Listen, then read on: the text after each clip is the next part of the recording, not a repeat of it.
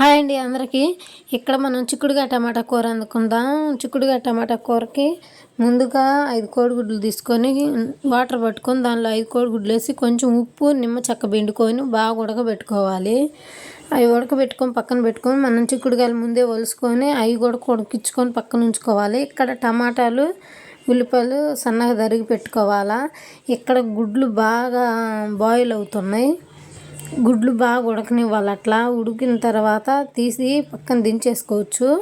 ఇక్కడ కడాయి పెట్టుకొని 2 స్పూన్లు ఆయిల్ వేసుకొని, నేను ఏ కూరలోకైనా కొంచెం నూనె వాడతా, 2 స్పూన్లు ఎక్కువ మాత్రం వేయను. చిక్కుడుకాయ టమాటా కూరకి ఉల్లిపాయలు, టమాటాలు, మీల్ మేకర్, పచ్చి బఠానీ, ఇక్కడేమో చిక్కుడుకాయలు ఉడికిని వడేసి పెట్టుకోవాలి.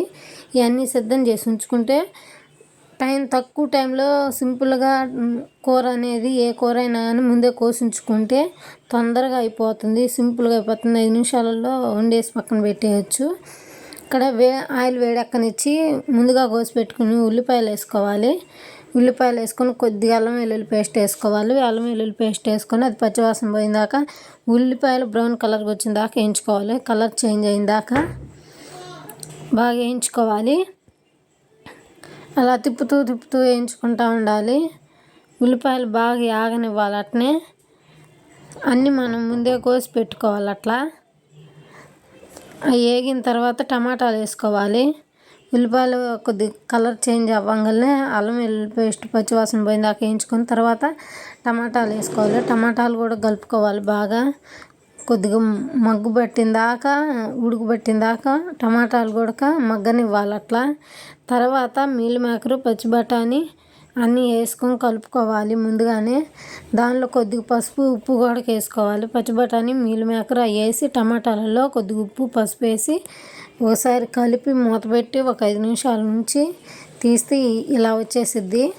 ఇలా వచ్చేసిన తర్వాత బాగా ఉడకనివ్వాలి. కొద్దిగా మగ్గనివ్వాలి. నీరు అనేది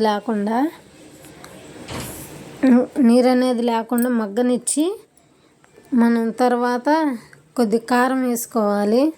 తగినంత కారం.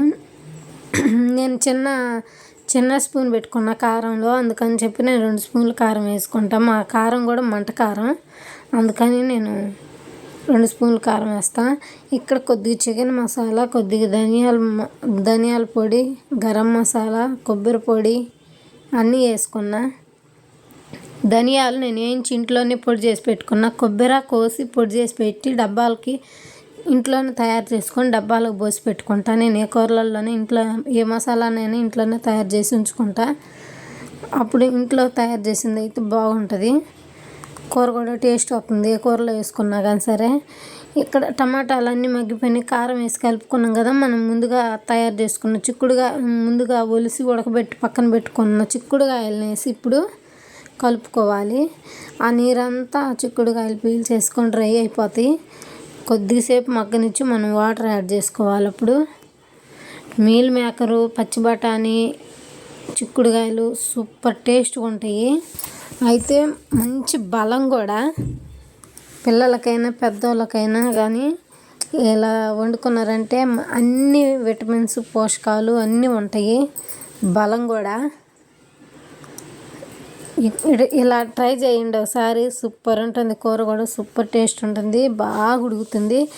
బాగా ఉడికి నూనె పైకి వస్తుంది అనగా మనం ముందుగా పెట్టుకున్న గుడ్లని ఘాట్లు పెట్టుకొని 4 ఘాట్లు పెట్టేసి ఆ కూరలో వేసేసుకొని కలుపుకోవాలి.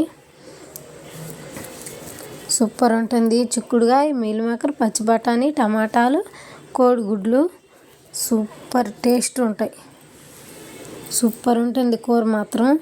ఇలా ట్రై చేయండి ఒకసారి. సూపర్గా ఉంటుంది కూర. అయితే ఇంకా అయిపోవచ్చింది, దగ్గర పడింది. సూపర్ ఉంటుంది. ఇలా ట్రై చేయండి. ప్లీజ్ సబ్స్క్రైబ్ చేసుకొని లైక్ కొట్టండి.